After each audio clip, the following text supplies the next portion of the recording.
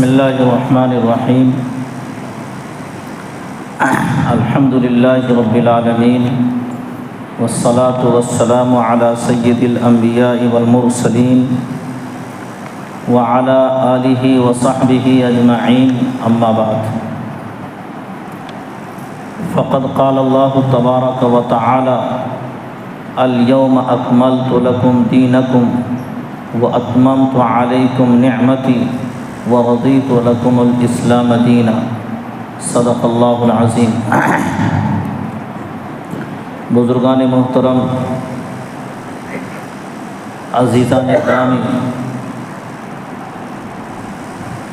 یہ ذی الحجہ کا دوسرا عشرہ ہے اور اسی عشرے میں اسلام کا ایک اہم ترین رکن حج ادا کیا جاتا ہے۔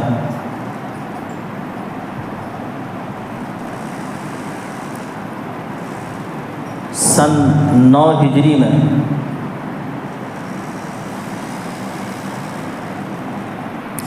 جب حج فرض کیا گیا تھا، یہ بچھا دو،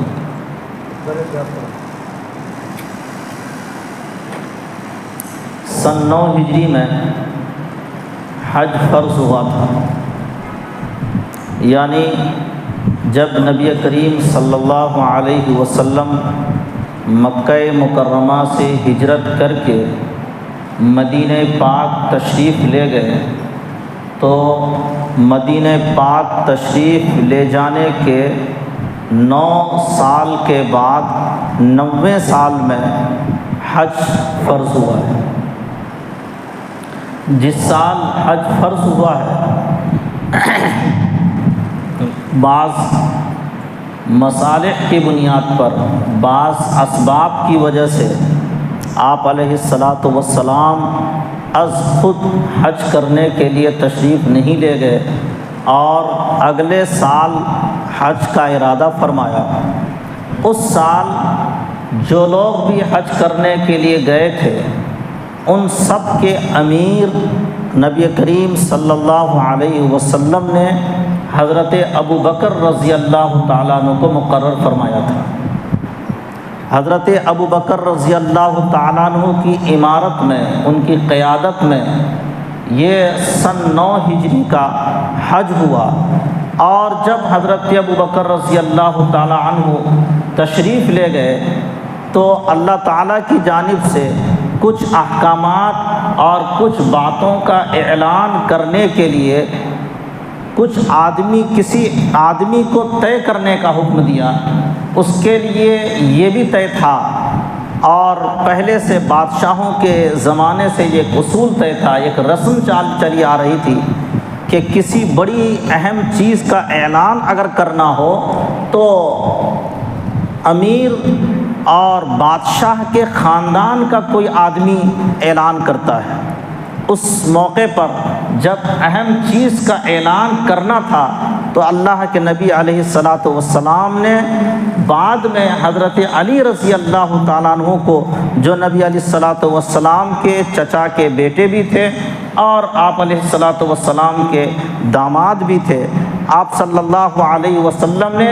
حضرت علی رضی اللہ تعالیٰ عنہ کو چند باتوں کا اعلان کرنے کے لیے بھیجا۔ جب راستے میں پہنچے حضرت ابو بکر رضی اللہ تعالیٰ عنہ نے حضرت علی سے پوچھا کہ کیا آپ امیر بن کر آئے ہیں یا آپ مأمور بن کر آئے ہیں؟ آپ کو نبی علیہ الصلاۃ والسلام نے میری جگہ امیر کی حیثیت سے بھیجا ہے، یا آپ کو نبی کریم صلی اللہ علیہ وسلم نے اس لیے بھیجا ہے کہ آپ کسی ایک نئے کام کو انجام دیں اور عمارت میری ہی رہے؟ حضرت علی رضی اللہ تعالیٰ عنہ نے فرمایا کہ امیر بن کر نہیں بھیجا گیا ہوں، مجھے مأمور بن کر ہی بھیجا گیا ہے، بس ایک چیز کا اعلان کرنے کے لیے بھیجا گیا ہے، اور وہ چیز تھی یہ کہ پہلے سے کعبۃ اللہ کا طواف کیا جاتا تھا۔ جاہلیت میں، اس زمانے میں جاہلیت کے لوگ اپنے برے رسموں کی بنیاد پر وہ لوگ کعبۃ اللہ کا طواف ننگے ہو کر کیا کرتے تھے۔ حضرت علی رضی اللہ تعالیٰ عنہ کو حضرت نبی کریم صلی اللہ علیہ وسلم نے یہ حکم دے کر بھیجا کہ آئندہ سال سے جو لوگ بھی حج کرنے کے لیے آئیں گے ننگے ہو کر کوئی طواف نہیں کرے گا۔ اسی طرح سے بہت سارے قبائل سے معاہدے تھے اور ان کے معاہدے کا وقت ختم ہونے والا تھا۔ آپ علیہ الصلاۃ والسلام نے ان معاہدوں کو بھی ختم کرنے کا اعلان کیا تاکہ آئندہ سے چل کر کے اگر کسی قبیلے پر اسلام کی بنیاد پر حملہ ہو تو پھر یہ معاہدہ ختم رہے اور ہر آدمی ہر قبیلہ اپنے اپنے ذمہ داری کی حیثیت سے قائم رہے، ان سے اور مسلمانوں کا کوئی بھی معاہدہ باقی نہ رہے۔ اس کے علاوہ بھی چند امور کا اعلان کرنے کے لیے آپ صلی اللہ علیہ وسلم نے حضرت علی کو بھیجا۔ گویا کہ سن 9 ہجری میں حج فرض ہوا، اس میں آپ علیہ الصلاۃ والسلام تشریف نہیں لے گئے۔ امیر کی حیثیت سے آپ صلی اللہ علیہ وسلم نے حضرت ابو بکر رضی اللہ تعالیٰ عنہ کو بھیجا اور چند باتوں کا اعلان کرنے کے لیے حضرت علی رضی اللہ تعالیٰ عنہ کو بھیجا۔ سن 10 ہجری میں آپ علیہ الصلاۃ والسلام نے حج فرمایا۔ اسلام کے آنے کے بعد، نبوت کے ملنے کے بعد، رسالت کے منصب پر فائز ہونے کے بعد یہ پہلا حج تھا اور یہی آخری بھی حج تھا۔ آپ علیہ الصلاۃ والسلام نے یہ آخری حج کیا ہے اسلام کے آنے کے بعد، اور چونکہ آپ صلی اللہ علیہ وسلم کا یہ آخری حج تھا، اس حج کے موقع پر آپ علیہ الصلاۃ والسلام نے بڑے اہم خطبے دیے ہیں اور اپنے خطبے میں بڑی اہم اور قیامت تک کے آنے والے لوگوں کے لیے بڑی اہم باتیں بتائی ہیں۔ میں نے ان کا کچھ خلاصہ یہاں لکھ کر کے رکھا ہے، جن میں مختصر طور پر وہ آپ حضرات کے سامنے پیش کرنے کی کوشش کروں گا۔ ایک بات ایسی ہے کہ جس کے لیے گھنٹوں نہیں، اگر کوئی آدمی ان باتوں پر غور و فکر کرے تو ایسا لگتا ہے کہ اسلام کی تعلیم کو خلاصے کے طور پر سنہرے حروف میں چند الفاظ میں سمو کر آپ صلی اللہ علیہ وسلم نے بیان فرمائے ہیں، اور چونکہ یہ سب کے سب احکامات ایسے ہیں کہ جو بہت ہی اہم تھے، تو اس لیے آپ علیہ الصلاۃ والسلام نے متعدد مواقع پر دیے ہیں۔ حجۃ الوداع کے موقع پر آپ علیہ الصلاۃ والسلام نے جو خطبے دیے ہیں ان میں 3 طرح کی روایتیں ملتی ہیں۔ حضرت جابر رضی اللہ تعالیٰ عنہ کی روایت میں ہے کہ آپ علیہ الصلاۃ والسلام نے جو خطبہ دیا ہے وہ سن 9ویں تاریخ کو دیا ہے، یعنی 9 ذی الحجہ کو دیا ہے، یعنی بقرعید کے ایک دن پہلے، جس کو حجاج کی اصطلاح میں یوم عرفہ کہا جاتا ہے۔ اور وہ خطبہ آپ علیہ الصلاۃ والسلام نے عرفہ کے میدان میں دیا ہے۔ عرفہ کا قیام حج کے اہم ترین رکن میں سے ایک رکن ہے۔ اگر کوئی آدمی وہاں 1 منٹ کے لیے بھی اگر کھڑا نہیں ہوتا ہے 9 ذی الحجہ کو، تو اس کا حج نہیں ہوتا ہے، غیر معتبر ہوتا ہے۔ اس میدان میں آپ علیہ الصلاۃ والسلام نے ایک خطبہ دیا ہے۔ یہ حضرت جابر رضی اللہ تعالیٰ عنہ کی روایت ہے۔ حضرت عبداللہ بن عباس رضی اللہ تعالیٰ عنہ کی 2 روایتیں ہیں۔ ایک روایت کے مطابق سن 9ویں تاریخ کو آپ صلی اللہ علیہ وسلم نے خطبہ دیا ہے، یعنی عرفہ کے میدان میں، اور دوسرا خطبہ آپ علیہ الصلاۃ والسلام نے 10ویں تاریخ کو دیا ہے، مینا کے میدان۔ اور دیگر اور بھی خطبوں کا ذکر ہے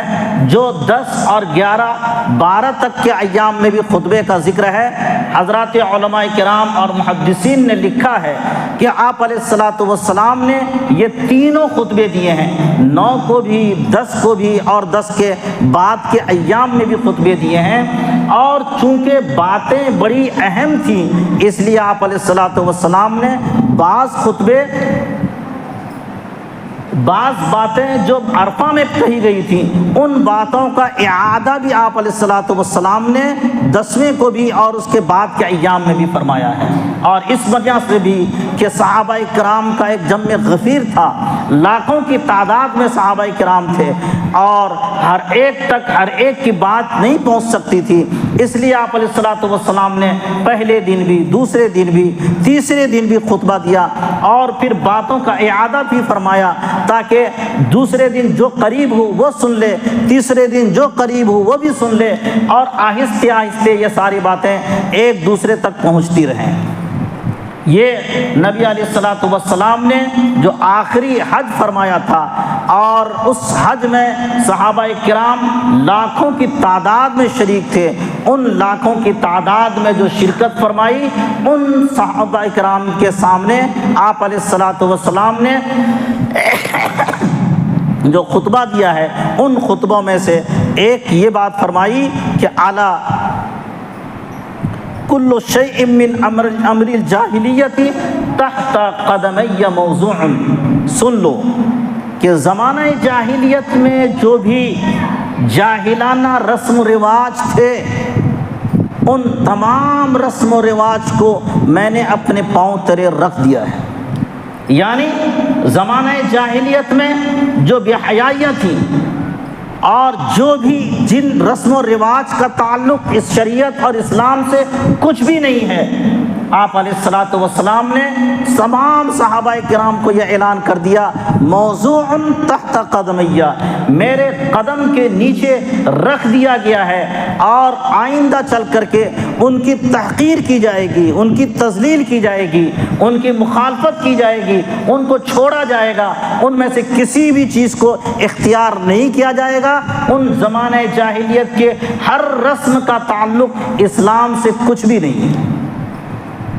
یہ اعلان آپ علیہ الصلوۃ والسلام نے حجۃ الوداع کے موقع پر فرمایا، اور زمانہ جاہلیت کا تعلق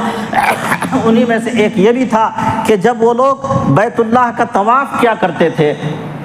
تو وہ ننگے ہو کر کیا کرتے تھے۔ کفار اور مشرکین وہاں پر بھی طرح طرح کے رسم و رواج قائم کر لیے تھے، کوئی بت منات کے سامنے جا کر کے اپنے آپ کو روک لیتا تھا، کوئی لات کے سامنے اپنے آپ کو روک لیتا تھا، یہ سب بتوں کے نام تھے اور ان بتوں کے پاس جا کر طواف کا فریضہ انجام دیا کرتے تھے۔ اللہ کے نبی صلی اللہ علیہ وسلم نے فرمایا کہ زمانہ جاہلیت کے جتنے بھی رسم و رواج ہیں ان سب کا تعلق اسلام سے کچھ بھی نہیں۔ ایک دوسری بات آپ علیہ الصلوۃ والسلام نے یہ فرمائی، الا ان ربکم واحد و ان اباکم واحد، یاد رکھو تمہارا رب بھی ایک ہے اور تمہارا باپ بھی ایک ہے۔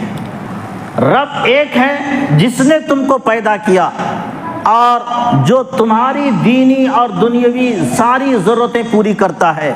رب وہ ہے جس نے تم کو بچپن سے لے کر کے مرتے دم تک کے تمام ضرورتیں پوری کرتا ہے، وہ رب ایک ہے۔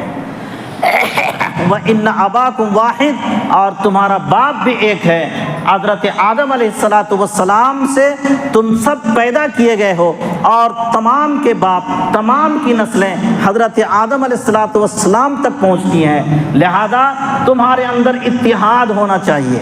تمہارے اندر اتفاق ہونا چاہیے، تمہارے اندر محبت ہونی چاہیے، تمہارے اندر تم سب ایک صف میں تم سب کو رہنا چاہیے۔ اور تمہارے اندر جو اتحاد اور اتفاق ہونا چاہیے اس کی بنیاد کیا ہونی چاہیے؟ اس کی بنیاد یہ ہونی چاہیے کہ ہم سب ایک رب کے پیدا کیے ہوئے ہیں اور ایک باپ کی سے جنم لیے ہوئے ہیں۔ ان ربکم واحد و ان اباکم واحد، ایک رب سے پیدا کیے ہوئے ہیں اور ان اباکم واحد، ایک باپ سے پیدا کیے ہوئے ہیں۔ وحدت ہونی چاہیے، اتفاق ہونا چاہیے، وحدت ربوبیت ہونی چاہیے، اور وحدت ابوت ہونی چاہیے، یعنی باپ رب ماننے میں سب ایک ہونا چاہیے۔ اور جو لوگ اپنے اللہ کو رب نہیں مانتے ہیں ان کے ساتھ وحدت کا تعلق نہیں ہو سکتا ہے، ان سے ساتھ اتفاق نہیں ہو سکتا ہے، ان کے ساتھ اتحاد نہیں ہو سکتا ہے۔ اتحاد کی بنیاد ہے صرف اور صرف اس بنیاد پر کہ ہم ایک رب ایک مان لیں، اور دوسری چیز یہ ہے کہ ہمارا سب کا باپ ایک ہے، لہذا باپ کے ہونے کی بنیاد پر بھی گویا کہ انسانیت کی بنیاد پر تعلق ہونا چاہیے، انسانیت کی بنیاد پر ہونا چاہیے اور ربوبیت کی بنیاد پر ہونا چاہیے۔ دوسری بات آپ صلی اللہ علیہ وسلم نے فرمائی، الا لا فضل لعربی علی عجمی ولا لعجمی علی عربی ولا لأحمر علی اسود ولا لأسود علی احمر الا بالتقوی۔ یاد رکھو تم میں سے کسی کو بھی کسی پر کوئی فوقیت نہیں ہے، کوئی کسی سے آگے نہیں ہے، نہ کوئی عرب کسی عجم سے آگے ہے، نہ کوئی عجم کسی عرب سے آگے ہے، نہ کوئی کالا کسی گورے سے آگے ہے، نہ کوئی گورا کسی سے کالے سے آگے ہے۔ کوئی فوقیت نہیں، کوئی ترجیح نہیں، کوئی کسی بنیاد پر کوئی آگے نہیں بڑھ سکتا ہے۔ آگے بڑھنے کا جو بنیاد ہے اور اس کا جو تعلق ہے صرف اور صرف یہ ہے الا بالتقوی، تقوی کی بنیاد پر ہے۔ اگر تقوی، کوئی افریقے کا کالا بھی اگر تقوی اختیار کر لیتا ہے، وہ فوقیت رکھتا ہے ابو جہل اور ابو لہب عرب سے بھی۔ عرب میں پیدا ہونے والا عرب کا پیدا ہونے والا ابو لہب کیوں نہیں ہوگا، ابو جہل کیوں نہیں ہوگا؟ اللہ اور ان کے رسول سے عداوت رکھے گا، دشمنی رکھے گا، اس کو کوئی فوقیت نہیں دی جائے گی، کوئی اہمیت نہیں دی جائے گی، کوئی مقام نہیں دیا جائے گا، کوئی رتبہ نہیں دیا جائے گا۔ لیکن اگر حبشے میں پیدا ہونے والا بلال نبی علیہ الصلوۃ والسلام کی اگر وہ غلامی قبول کر لیتا ہے اور تقوی کا اختیار کر لیتا ہے تو بلال حبشی کو وہ مقام عطا ہوگا کہ نبی علیہ الصلوۃ والسلام فرماتے ہیں، بلال تم کون سی نیکی کرتے ہو کہ میں نے جنت میں تمہارے کھڑا ہونے کی آواز اپنے سے آگے سنی،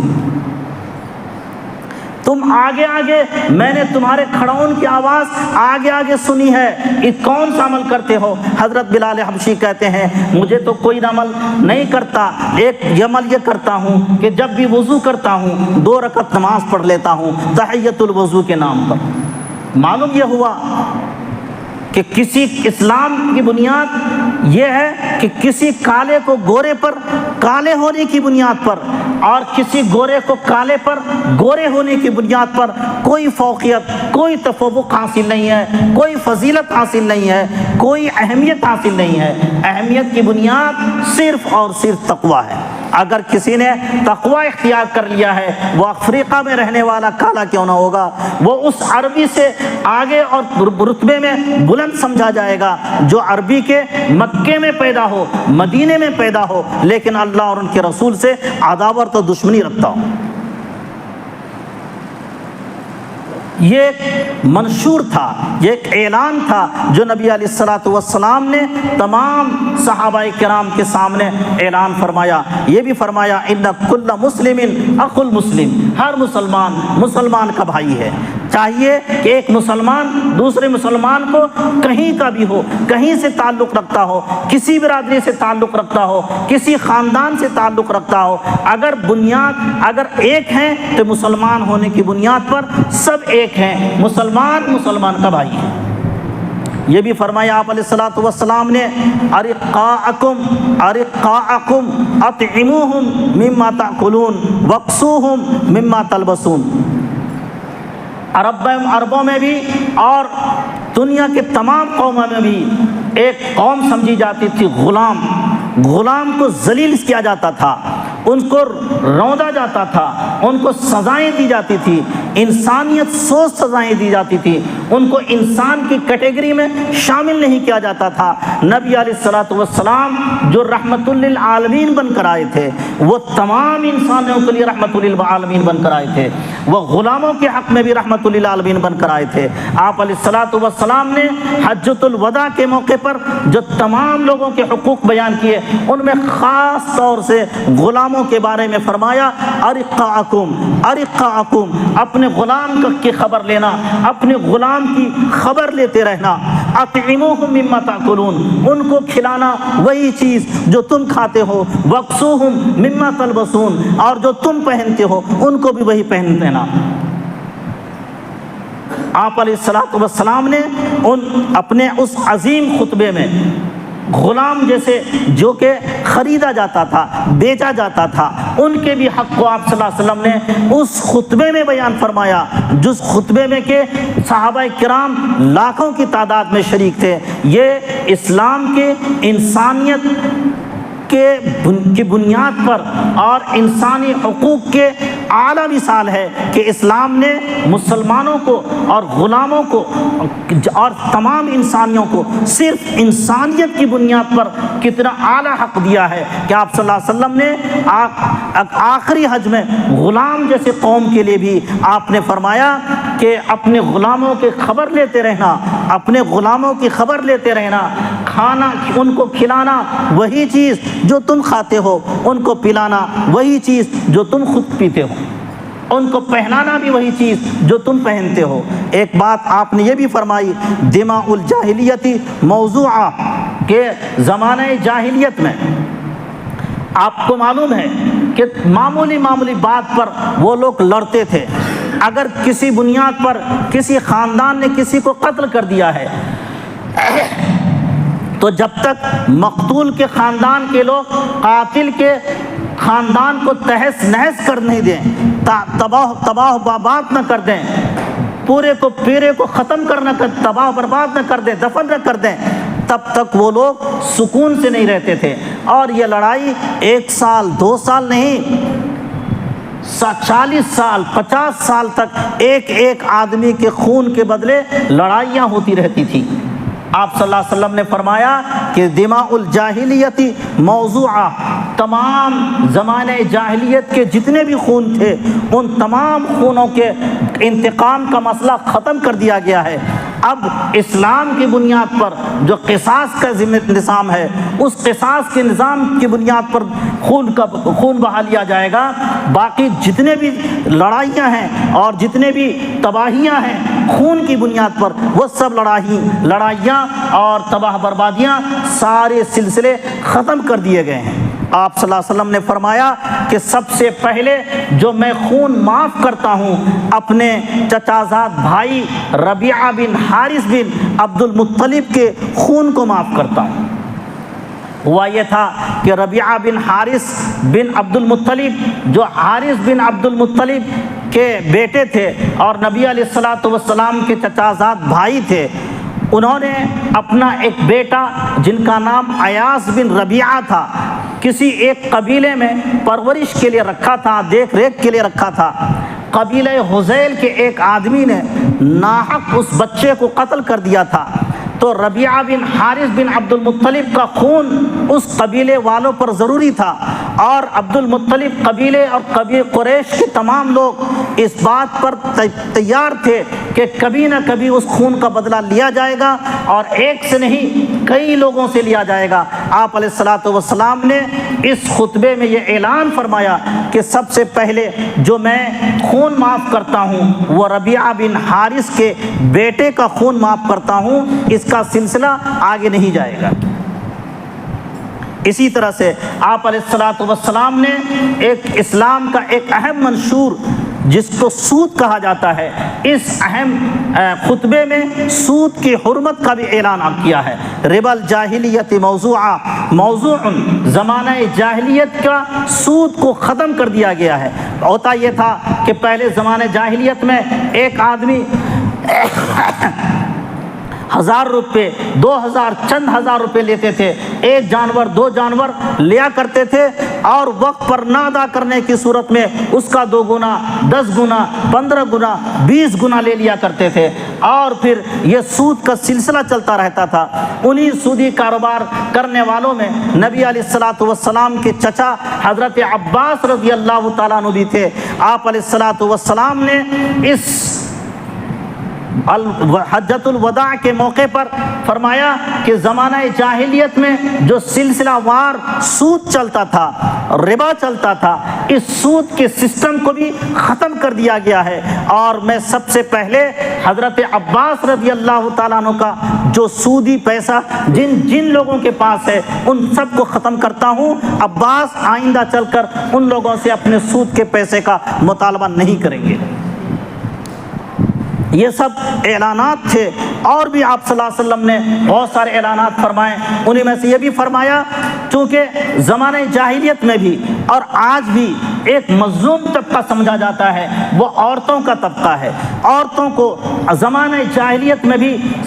غلام باندی اور لونڈی کی طرح رکھا کرتے تھے، اپنی بیویوں کو بھی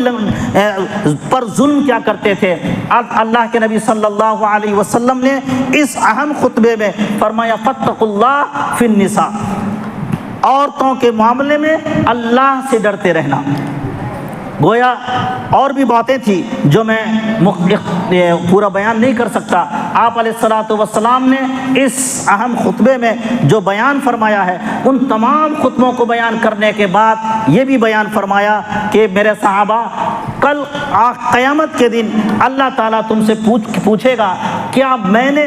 اللہ کا پیغام تم تک پہنچایا یا نہیں پہنچایا؟ صحابہ کرام نے فرمایا کہ آپ سے فرمایا آپ صلی اللہ علیہ وسلم نے کہ تم لوگ اللہ کے حضور میں میرے بارے میں کیا جواب دو گے؟ صحابہ کرام نے فرمایا کہ اللہ کے نبی، آپ نے اللہ کا پیغام پورا کا پورا ہم تک پہنچا دیا ہے۔ آپ صلی اللہ علیہ وسلم نے اپنی شہادت کی انگلی اوپر اٹھائی اور فرمایا اللہم فاشہد، اے اللہ آپ گواہ رہیے۔ ان صحابہ کرام نے آپ کی گواہی میں یہ کہہ دیا ہے کہ ہم نے آپ کا پیغام تمام لوگوں تک آپ پہنچا دیا ہے۔ آپ علیہ الصلوۃ والسلام اس وقت اونٹنی پر سوار تھے اور ابھی اونٹنی پر سے اترے نہیں تھے کہ اللہ قرآن پاک کی وہ آیت جو میں نے خطبے میں پڑھی تھی، الیوم اکملت لکم دینکم واتممت علیکم نعمتی ورضیت لکم الاسلام دینا،